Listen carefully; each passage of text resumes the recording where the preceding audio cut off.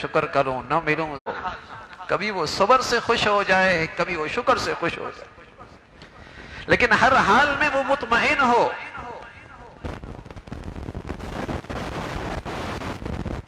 ہر حال میں مطمئن۔ لیکن آج معاش اتنا بڑا مسئلہ بن گیا کہ مسلمانوں کی بیٹیاں اگر بے آبرو ہو رہی ہیں تو اس معاش کی خاطر۔ آج مسلمانوں کے بچے الحاد کی طرف جا رہے ہیں تو ان کا گول کیا ہے؟ معاش، اسٹیٹس۔ آج مسلمانوں کے گھروں سے دین نکل رہا ہے، کیوں؟ اس لیے کہ ان کی اولادوں کا گول، مقصد معاش، یہ حاصل کرنا ہے چاہے کچھ بھی ہو جائے، حلال طریقے سے یا حرام طریقے سے، اپنوں میں یا بیگانوں میں، دین رہ کر یا دین بیچ کر، معاش اتنا بڑا مسئلہ بنا دیا۔ لیکن اللہ کی طرف سے بتائے ہوئے وہ سبق، وہ ہدایات، وہ رہنمائی، وہ اصول آج مسلمانوں نے بھی معاش کے سلسلے میں نظر انداز کر دیا۔ معیشت کس کا نام ہے؟ معیشت نام ہے پیسوں کا حاصل کرنا اور خرچ کرنا، ان دو چیزوں کا نام معیشت، آمد اور خرچ۔ آمدنی اور اس کے اخراجات، اسی کا نام معیشت ہے۔ اسلام نے ضابطہ بتایا اور سوچ بھی دی، ضابطہ بھی دیا اور سوچ بھی دی۔ سوچ تو دی کہ یہ خیال رکھنا کہ عام پیسہ حاصل کرنا تمہارے اختیار میں نہیں ہے،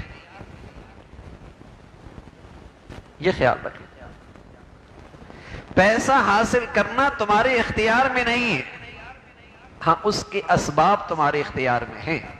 تم بیج ڈال سکتے ہو، ہل چلا سکتے ہو، کھاد دے سکتے ہو، اس کے خیال رکھ سکتے ہو، لیکن اس بیج سے تمہیں پھل مل جائے یہ تمہارے اختیار میں نہیں۔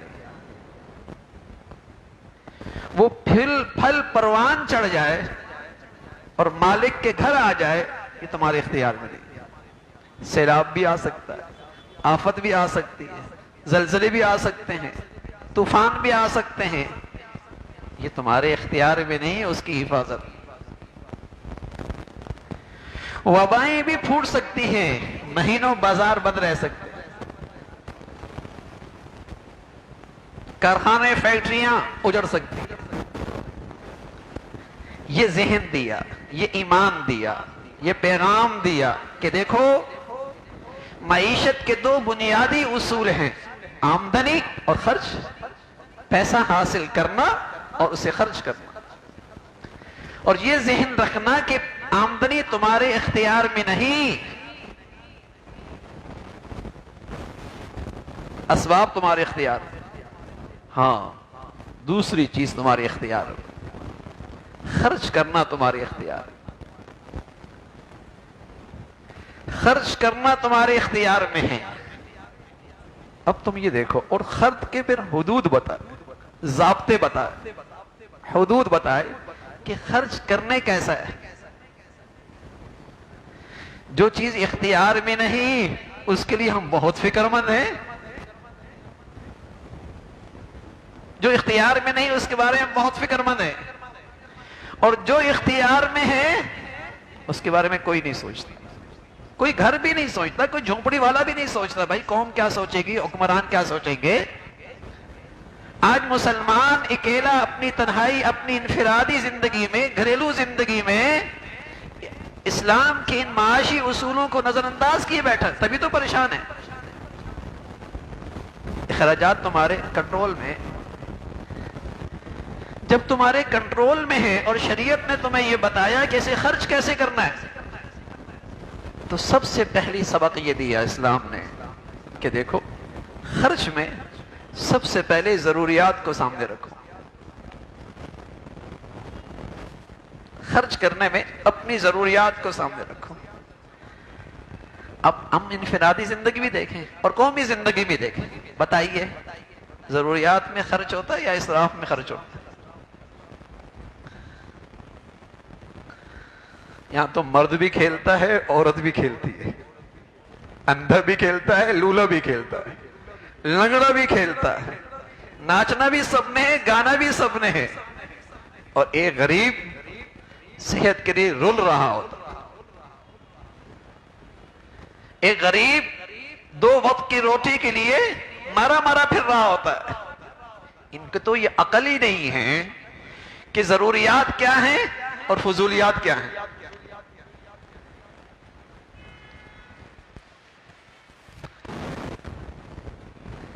مسلمان کہلانے والا کم از کم اپنے اللہ کی باتوں کو تو سامنے رکھتا۔ معاش اور معیشت کے سلسلے میں پہلا اصول، خرچ تمہارے اختیار میں ہے، آمدنی اختیار میں نہیں۔ اس خرچ میں سب سے پہلے ضروریات دیکھو۔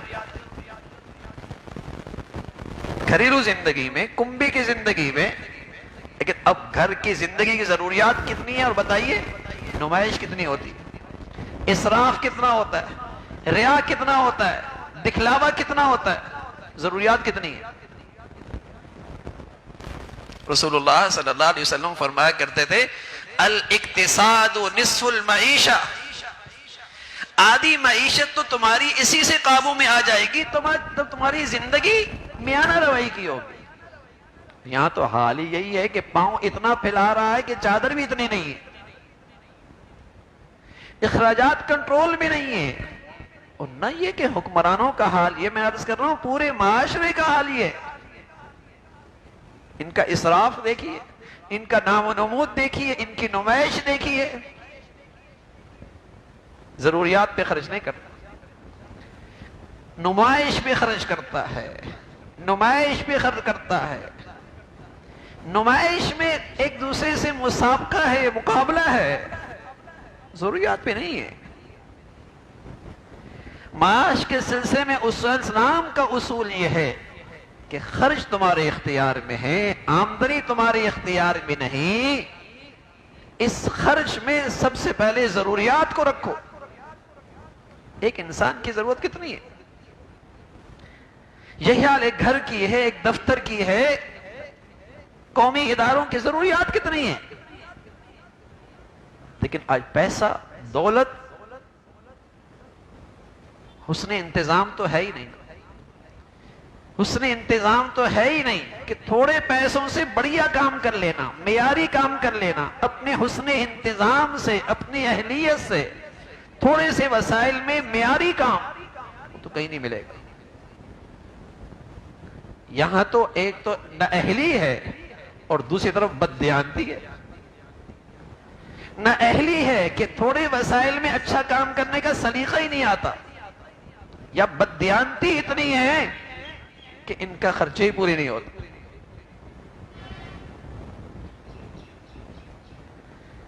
تو معاش کا اسلامی اصول یہ ہے کہ معیشت کے معاملے میں سب سے پہلے اپنے اخراجات پہ نظر رکھو، اس میں کفایت شعاری لے کے آؤ، کفایت شعاری لے کے آؤ۔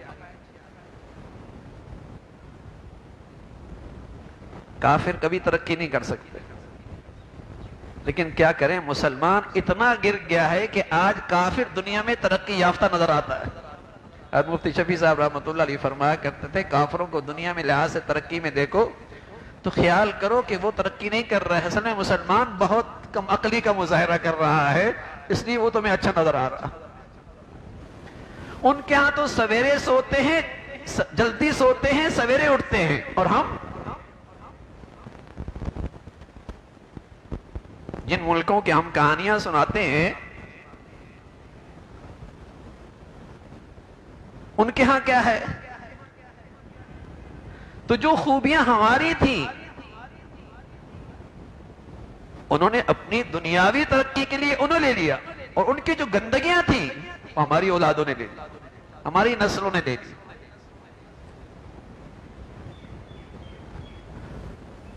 کفایت شعاری بھی ہوتی ہے کہ اپنے وسائل میں رہ کر اپنا نظام چلانا، اور اس ملک پر تو اللہ کی اتنی بڑی مہربانی تھی، یہاں سورج ہے، چاند ہے، ہوا ہے، موسم ہے، زمینیں ہیں، زرخیز ہیں، سونا بھرا پڑا ہے، لیکن کیا کریں نااہلی کا؟ کیا کریں بددیانتی کا، اور کیا کریں اسلام بیزاری کا، کہ سوچتے ہی نہیں جس ذات نے ہمیں اس دنیا میں بھیجا ہے اور معاش ہماری ضرورت رکھی ہے، اس ذات نے ہمیں معاش کے لحاظ سے کوئی ضابطہ بھی دیا ہوگا، کوئی ہماری رہنمائی بھی فرمائی ہوگی. تو آمدنی اختیار میں نہیں ہے، لیکن ساری سوچ اس پہ ہے، سب سر جوڑ کے اس پہ بیٹھے، اور جس چیز اختیار میں ہے وہاں کفایت شاری نہیں. وہاں سبق یہ دیا کہ ضروریات کو سامنے رکھو.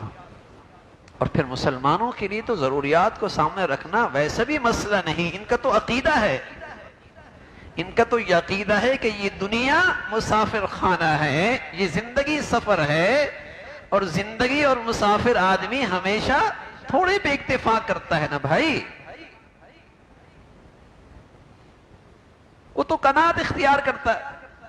رسول اللہ صلی اللہ علیہ وسلم نے عجیب پیاری دعا دی اپنی امت کو. فرمایا اللہم قنعنی بما رزقتنی، اللہ جو آپ نے دیا ہے نا مجھے، اس پہ مجھے قناعت دے دے، اس پہ مجھے قناعت دے دے، اس پر مجھے خوش کر دے. اور پھر آپ علیہ الصلوۃ والسلام نے فرمایا دیکھو جتنا دنیا میں رہنا ہے اتنا دنیا کے لیے کرو، جتنا جہاں جانا ہے جہاں وہاں رہنا ہے اتنا وہاں کے لیے کرو. پھر تلقین فرمائی کن فی الدنیا غریبا، کن فی الدنیا کأنک غریب او عابر سبیل، دنیا میں یوں رہو جیسے کوئی چلتا مسافر. اب مسلمان کے لیے اس دنیا میں قناعت اختیار کرنا کیا مشکل تھا. اس کا تو عقیدہ ہی یہی ہے کہ یہ مسافر خانہ ہے، یہ زندگی سفر ہے، اس کے لیے اپنی ضروریات پہ اکتفا کرنا یا کم از کم درجہ آسائش آرام پہ اکتفا کرنا، چلو وہ جائز ہے، ضروریات ضروری ہے، لیکن آسائش آرائش بھی جائز ہے. لیکن یہاں تو اسراف ہے، یہاں تو نام و نمود ہے، یہاں تو ساری نمائش ہے، اور یہاں تو حرام طریقوں پہ سے پیسہ کمایا جاتا ہے، حرام جگہوں پہ خرچ کیا جاتا ہے. اللہ بھی ناراض، اللہ کے رسول بھی ناراض، اور معیشت بھی تباہ. اللہ بھی ناراض، اللہ کا رسول بھی ناراض، معیشت بھی تباہ. اس لیے کہ ان ضابطوں کو نظر انداز کیا جو اس ذات نے میرے اور آپ کے خیر خواہی کے لیے دیے، کہ خرچ کیسے کرنا ہے، ضروریات سامنے رکھو. پھر بھی اللہ نے وسائل دیے، بہت اچھی بات ہے. اب تم آسائش بھی کر سکتے ہو، آسائش بھی کر سکتے ہو. نمائش ہر حال میں حرام، ہر حال میں حرام. یہ اسلام کا ضابطہ بھائی معاش ہے کہ معیشت اس طریقے سے تم معاشی طور پہ تم جسے کہیں کہ مطمئن رہ سکتے ہو. اور یہ جھونپڑی والا بھی کر سکتا ہے، گھر والا بھی کر سکتا ہے، کنبے والا بھی کر سکتا ہے. اور یہ چیز اگر مسلمان قومی سطح پہ اپنے دین سے یہ سبق لے لے، یہ بھی خوشحال ہو سکتا، یہ بھی خوشحال ہو سکتے ہیں. اللہ نے اس ملک کو خزانوں سے بھر رکھا، لیکن نااہلی ہے اور دینی اصولوں سے جسے کہ بیزاری ہے، اور اخراجات کے سلسلے میں اسلام کے اصولوں کو نظر انداز کیا جا رہا. آج کسی کی ضرورت زندگی میں پوری نہیں ہوتی، ہر آدمی معاشی لحاظ سے پریشان نظر آتا. والذین اذا انفقوا لم یسرفوا، مسلمانوں خرچ کرو، اسراف نہیں. بلکہ یہاں تو اتنا کہا اللہ کے راستے میں بھی اتنا خرچ نہ کرو کہ کل تم محتاج ہو جاؤ، چاہے جائے کہ دنیاوی معاملات میں. اللہ کے راستے میں بھی تم اتنا خرچ نہ کرو کہ کل تم خود ہاتھ پھیلانے لگ جاؤ. سبحان اللہ. اور یہاں قومی سطح پہ اتنا خرچہ ہے اور اتنا اسراف ہے اور اتنا ہی لایانی چیزوں پہ، بے مقصد چیزوں پہ خرچ ہو رہا کہ ضروریات پوری نہیں ہو رہی، اور ضروریات کے لوگ سے لوگ محتاج اور پریشان حال ہے. تو رسول اللہ صلی اللہ علیہ وسلم نے ایسا دین نہیں لایا جس کا تعلق صرف عبادات اور نماز تک کا ہے، اور نہیں ایسا زندگی لے کے آئے جس کا تعلق صرف حج اور عمرے سے ہے۔ میری بازار کی زندگی، میرے معاش اور معیشت کے اصول بھی اللہ کے حبیب لے کے آئے، اللہ کے حبیب لے کے آئے ہیں کہ تم اپنے معاش کے سلسلوں میں غیروں کے سامنے ہاتھ مت پھیلاؤ۔ تم خوددار قوم ہو، تم غیور قوم ہو، تم نے اپنے وسائل کو سامنے رکھ کر اپنے اخراجات کا بجٹ بنانا ہے، اس کو سامنے رکھ کر۔ لیکن ظاہر ہے جب پوری قوم کے سامنے یہ سوچ اور فکر کے ساتھ اس کی تربیت، تعلیم، تربیت ہوگی، تب قومی سطح پہ ہم کسی جگہ پر عزت اور ایک معزز قوم کے طور پہ کھڑے ہو سکتے، معزز قوم کے طور پہ کھڑے ہو سکتے۔ ہمارا قریب میں پڑوس ملک ہے، ہاں 2 سال تک پوری دنیا نے ان سے بائیکاٹ کیا ہوا ہے، ان کے پاس کوئی وسائل نہیں، لیکن اپنے حسن انتظام کی وجہ سے، حسن انتظام کی وجہ سے، اور اتنے وسائل ہیں، ان وسائل میں رکھ کر اپنی حکومتی مشینری چلا رہے، کھڑی ہوئی ہیں نا، اور خودداری کے ساتھ کھڑی ہوئی ہیں، خودداری کے ساتھ کھڑی ہوئی ہیں۔ پوری اسلامی دنیا کے پاس تو وسائل کے غیر معمولی خزانے ہیں۔ ہم حیران ہوئی، ہم قریب میں ملک میں گئے 2 دن کے لیے، مسقط کے اندر گئے، ہم حیران ہوئے، وہاں جسے کہیں کہ تیل کے کنویں، اتنا پیسہ، ہمارا ایک، ان کا ایک، ہمارے 800، لیکن دکھ کیا ہوا پتہ لگا وہ بھی IMF کے مقروض ہے۔ یہ ہے اسلامی دنیا کی بدقسمتی، یہ ہے۔ ہم بھی کبھی ان کے مقروض نہیں تھے۔ آپ پچھلے سالوں میں جائیں نا، پیچھے چند دہائیوں پیچھے جائیں، اور ہمارے پاس تو وسائل ہی وسائل ہیں، لیکن ہمیں سبز باغ دکھائے، ہمیں نااہل لوگ دیے، جنہوں نے زندگی کے اخراجات بڑھاتے چلے گئے، قومی مشینری کے اخراجات بڑھاتے چلے گئے، اور وسائل کی بڑھاتے چلے گئے، اور اسباب اختیار نہیں کیے، اسباب اختیار نہیں کیے۔ تو ہماری جتنے وسائل آتے بھی ہیں، اس میں کتنے ایسے ہیں جو تعمیری چیزوں پہ لگتے ہیں، اور کتنے ایسے ہیں جو فضولیات پہ لگتے ہیں۔ تو میرے عزیزو، الحمدللہ ہم مسلمان ہیں، اور مسلمانوں کے پاس معاش کے بڑے اصول اور قیمتی اصول ہے۔ ہم اپنی زندگی کو بھی انہیں اصولوں کے روشنی میں رکھتے ہیں، تو اللہ کی ذات سے امید ہے معاش کے سلسلے میں کبھی پریشان نہیں ہوں گے۔ آپ علیہ الصلوۃ والسلام کی ایک دعا ہمیشہ کرتے رہا کریں، اللہ جو کچھ دیا قناعت نصیب فرما دے، وبارک لی فی، اللہ اس میں برکت دے دے۔ اور برکت کا مطلب یہ ہے کہ وہ چیز کتنی ہی چھوٹی کیوں نہ ہو، اے اللہ اس کا نفع بڑھا دے، اے اللہ وہ نعمت کتنی ہی چھوٹی کیوں نہ ہو، اس کا نفع بڑھا دے۔ اگر یہ دعا میرے اور آپ کے حق میں قبول ہو گئی تو انشاءاللہ معاشی طور پہ کبھی پریشانی نہیں ہوگی۔ اللہ رب العزت ہمیشہ دنیا آخرت میں عزت اور فلاح کی زندگی نصیب فرمائے۔ وآخر دعوانا الحمدللہ۔